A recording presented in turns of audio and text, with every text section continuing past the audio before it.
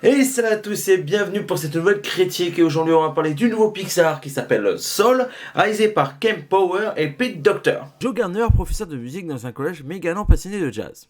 Enfin, tout à coup, il a l'opportunité de réaliser son rêve, qui est de jouer dans le meilleur club de jazz de New York. Mais un malencontreux faux pas le précipite dans le grand avant, à l'endroit fantastique où les nouvelles âmes acquièrent leur personnalité, leur caractère et leur spécificité avant d'être envoyées sur Terre. Bien décidé à retrouver sa vie, Joe fait équipe avec 22, une âme pleine d'esprit mais qui n'a jamais saisi l'intérêt de vivre une vie humaine. En essayant désespérément de montrer à 22 à quel point l'existence est formidable, Joe pourrait bien découvrir les réponses aux questions les plus importantes sur le sens de la vie. Personnellement, il faisait partie de mes plus grosses attentes de l'année. Donc, il y avait Tenet, Dune et Soul. Donc, c'est un film que j'attendais énormément parce que j'aime beaucoup Pixar. Je l'ai même beaucoup dit dans ma critique de En Avant sortie il y a quelques mois. Donc, je l'attendais beaucoup par rapport à son sujet, par rapport au réalisateur, parce que Pete Docter, ce qui a réalisé donc Monstres et compagnie, vice versa. Bon, il y a aussi là-haut, mais j'ai un peu de mal avec ce Pixar. Pour moi, je ne comprends pas tout ce phénomène vers là haut parce qu'on passe 10 minutes qui sont incroyables une fois que le personnage, enfin la femme du personnage principal est décédée. Le reste vient plus que banal et le gamin est insupportable.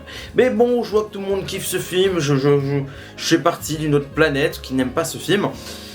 Même si j'en vois les qualités, mais pour moi c'est le Pixar que j'aime le moins. Oui, je préfère des films merdiques comme Cars 2 ou d'autres à là-haut.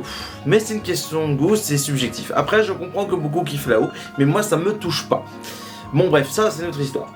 Par contre, j'aime énormément Monstres et compagnie parce que je trouve que pour moi c'est un Pixar qui est assez sous-estimé contrairement à sa suite préquelle Monster Academy que je trouve un peu surévalué comparé au premier. Bon, après c'est une question de point de vue bien entendu, même si je ne déteste pas Monster Academy, mais je trouve que il est mieux adulé par rapport à son film original que je trouve vraiment très très bon. Et pour vice versa, pour moi c'est un chef-d'œuvre de Pixar. La créativité, l'imagination, franchement ce film je le trouve incroyable. Donc maintenant on va parler de Soul. Je suis un petit peu embêté.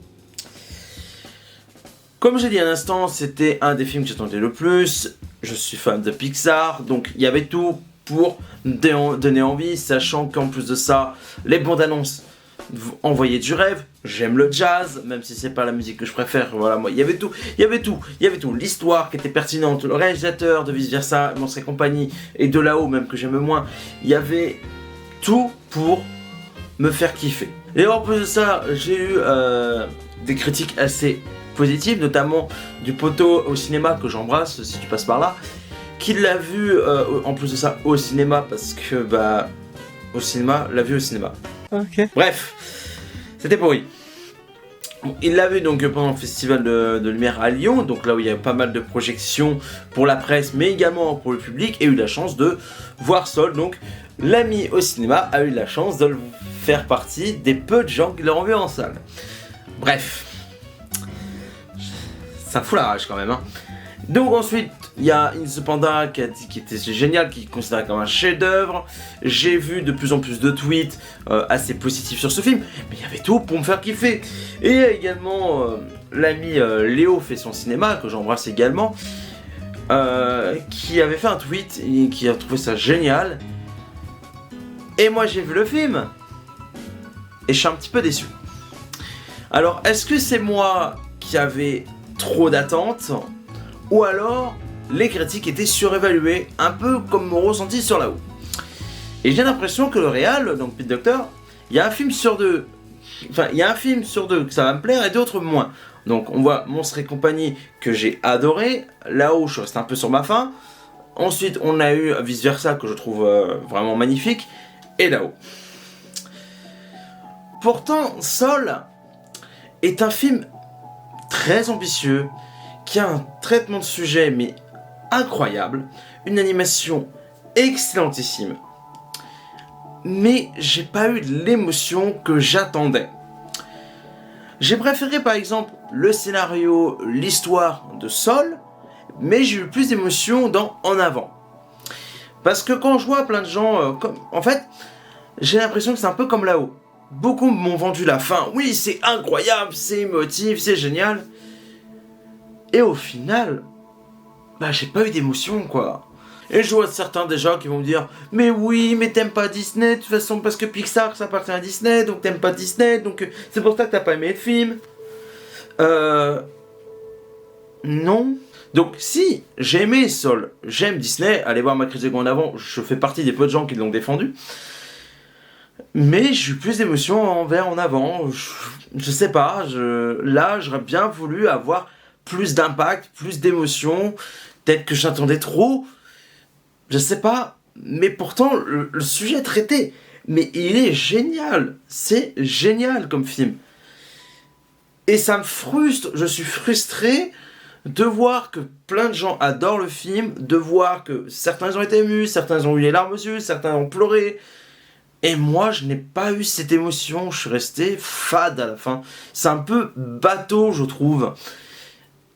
Et moi, ce qui m'énerve, quand on veut trop jouer sur l'émotion et que ça fonctionne pas, ça a tendance à me saouler parce que, à vouloir trop en faire, ça fonctionne pas. Alors que, vice versa, ils cherchent pas à trop jouer sur les émotions, parce que ça vient naturellement, et ça fonctionne. Donc je suis presque une petite larme à l'œil de vice versa. Monstres et compagnie, même en étant adulte, ça me touche encore beaucoup. En plus, je l'avais vu au cinéma. Ah, mais je suis frustré. Je le reverrai. C'est un Pixar, j'ai envie de revoir. C'est pas comme là-haut, je l'ai vu 2 fois, je l'ai retenté il y a quelques mois, pendant le premier confinement, et j'accroche pas. Non, j'accroche pas. Et je vois les qualités, mais j'arrive pas à être ému comme beaucoup ont été émus. Et ça me frustre, parce que j'aurais voulu pleurer, j'aurais voulu avoir l'émotion que beaucoup ont eu. Mais moi, non, je n'ai pas eu cet impact. Et ça me frustre de me dire, oui, je n'ai pas eu ça. Pour autant, il y a des moments qui sont vraiment très bons dans le film, notamment avec son humour qui est pas surenchéré. Et pour moi, le gros point fort du film, c'est sa BO, qui est juste incroyable.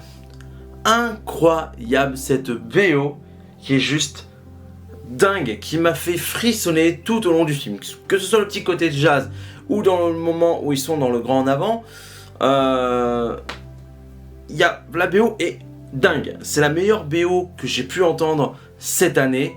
Et putain, mais qu'est-ce que j'aurais voulu entendre ça au cinéma, comme voir le film. Je suis dégoûté par l'avoir vu au cinéma. Et oui, parce que Disney, ils en avaient rien à brander, donc ils ont préféré le mettre sur leur plateforme de merde, que je n'ai pas vu sur leur plateforme, une fois de plus, oui, j'assume totalement. Et il y a d'autres points forts aussi pour moi, c'est l'écriture des personnages, notamment sur 22 et Joe, parce qu'ils ont une énorme évolution, mais sans surenchérer avec la morale. Et c'est ça que je trouve incroyable avec Pixar, où quasiment à chaque fois ils arrivent à faire une morale sans devenir moralisateur, contrairement à certains Disney ou même certains films. C'est qu'ils ne cherchent pas à faire vas-y, je te fais une morale parce que ouais, nous on est intelligents et parce que nous on écrit des films. Et c'est un film qui va énormément toucher les enfants, mais surtout les adultes, parce que je trouve que le film fait un peu plus ado, voire même adulte, donc c'est un très bon point pour moi, mais je pense que les enfants vont plus avoir le petit côté mignon, joli, rigolade et tout, pas sûr qu'ils comprennent tout, mais c'est pas un défaut pour moi, parce que ça donnera l'occasion de le revoir adulte, et franchement ce film est très intelligent, il est très beau dans son écriture, et il arrive vraiment à t'en mettre plein la tronche, mais cependant, il manque ce petit impact émotionnel pour que vraiment je suis à fond dedans. Et je vois beaucoup de potes, je vois beaucoup de gens sur Twitter, sur Facebook, sur le ciné, sur Sens Critique, à dire c'est un chef-d'œuvre. Non, je vais pas vous rejoindre de ce côté-là. J'aurais bien voulu le considérer comme un chef-d'œuvre. Je l'attendais énormément, ce Pixar. Pour moi, ce n'est pas un chef-d'œuvre. C'est un très très très bon film qui est magnifique, qui est très bien écrit, qui est très bien animé, qui a une BO mais complètement dingue. Mais je n'arrive pas à ressentir les émotions, les larmes comme beaucoup vont avoir ou comme beaucoup ont eu. Et ça me frustre dans un sens parce que je me dis est-ce que c'est moi qui n'ai pas la bonne sensibilité, ou peut-être parce que j'ai fait trop d'attentes, peut-être, je sais pas. Je le reverrai parce que j'ai pris énormément de plaisir à le voir. Donc voilà, si je mettrais une note, je serais un 7 sur 10. mais je pense qu'il pourrait passer à 8, peut-être dans le temps, je sais pas. Voilà, c'est un très bon Pixar. Je suis sûr que si je l'aurais vu en salle, ça aurait eu un impact peut-être un peu plus gros.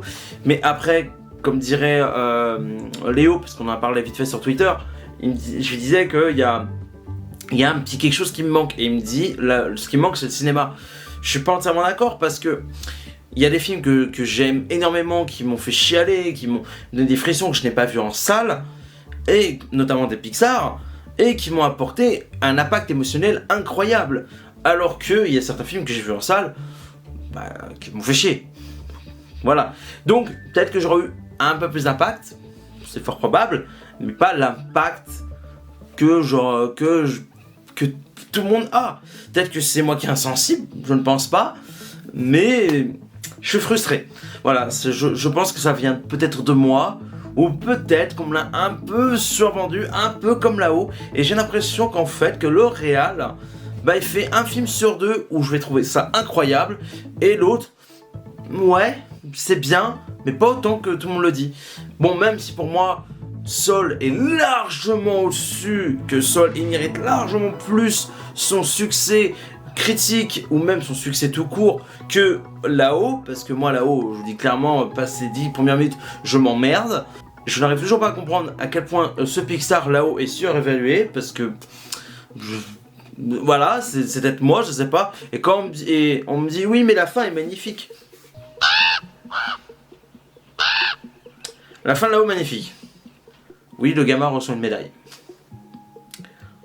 Moi, je m'attendais que le vieux meure. Et là, ça aurait créé un truc. Bon. Et petit défaut aussi sur ce sol, je le trouve un petit peu court. Parce que quand le générique de fin s'est lancé, 1h30, je sais, c'est vachement court pour ce que ça veut raconter. J'aurais bien voulu, allez, 10-15 minutes de plus. Parce que je pense que si on aurait eu 10-15 minutes de plus, peut-être qu'on aurait pu mieux approfondir certaines choses. Mais après, c'est un avis personnel une fois de plus, hein, donc voilà. Je suis content de l'avoir vu, je suis content même si je suis pas content de pas l'avoir vu en salle. J'aurais préféré largement le voir en salle. Mes parents, c'est le cas, même mon petit frère, on est en train de le regarder, il me fait, ça me fait chier, genre je voulais le voir en salle. Et comme beaucoup, on est très frustré de l'avoir vu en salle. Mais bref, voilà, Soul, ça reste un très bon Pixar pour moi. J'ai passé un très bon moment, j'ai ri, j'ai adoré la musique, j'ai adoré l'histoire. Mais je n'ai pas eu l'impact que j'aurais voulu avoir, ou peut-être que on me l'a trop vendu, c'est possible aussi. Après voilà, c'est une question de personnalité, c'est une question de goût de chacun. Mais si vous avez aimé, tant mieux pour vous. Si vous n'avez pas aimé, j'en suis désolé. Voilà, c'est la fin de cette petite critique de Soul. J'espère que ça vous a plu. En tout cas, faites votre propre avis. Regardez ce film en famille avec des potes. C'est un film qu'il faut absolument voir en cette fin d'année. C'est un film qui est extraordinaire.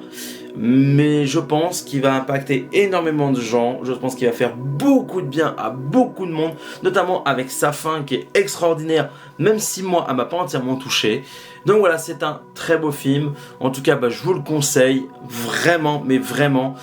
Même si voilà, vous connaissez mon avis sur Disney en ce moment. Et pour moi, Pixar font largement mieux ce que Disney font dans les studios Disney. Je trouve qu'à chaque fois, ils arrivent à nous vendre quelque chose d'incroyable. Même au niveau de ces suites, ils arrivent toujours à nous surprendre, que ce soit de Toy Story 4, Cars 3, ou même ce qu'ils ont fait avec d'autres franchises, où ils ont fait des préquels, des suites. Ils arrivent toujours à me surprendre. Parfois pas autant que je l'aurais voulu, ou peut-être pas autant qu'on me le dit, mais en tout cas Pixar arrive toujours à se renouveler, même dans ses suites, et c'est ça que j'aime énormément avec Pixar, qui sont pour moi des dieux de l'animation, que ce soit par la créativité, que ce soit par l'animation, que ce soit par les images, les histoires qu'ils nous racontent. Je comprends que certains, comme l'ami Capitaine Critique, a plus de mal sur certains films, comme Toy Story 4, ou même En Avant, ou d'autres. Mais je peux comprendre que certains ont un peu de mal, mais après, moi je trouve que voilà, à l'heure actuelle, Pixar continue d'innover, continue à nous faire plaisir, à nous émouvoir et toujours de construire quelque chose. Et tu sens que les réalisateurs de ces films veulent créer de l'art. ils créent de l'art avec leurs tripes, leurs émotions. Et je crois que c'est Pete Docter qui avait révélé, en voyant grandir son fils, il a voulu raconter un peu l'histoire de l'âme. Et je pense que c'est une très bonne idée. Et on sent que les réals de chez Pixar, ils ont envie de construire par rapport à leur vie, leurs âmes et parfois leurs histoires personnelles. Et pour moi, ça c'est un gros point fort parce que c'est comme ça qu'on peut raconter parfois une meilleure histoire. Bref, j'en ai trop dit, je vous fais des gros bisous. On se dit prochainement pour d'autres vidéos. À la prochaine, ciao ciao.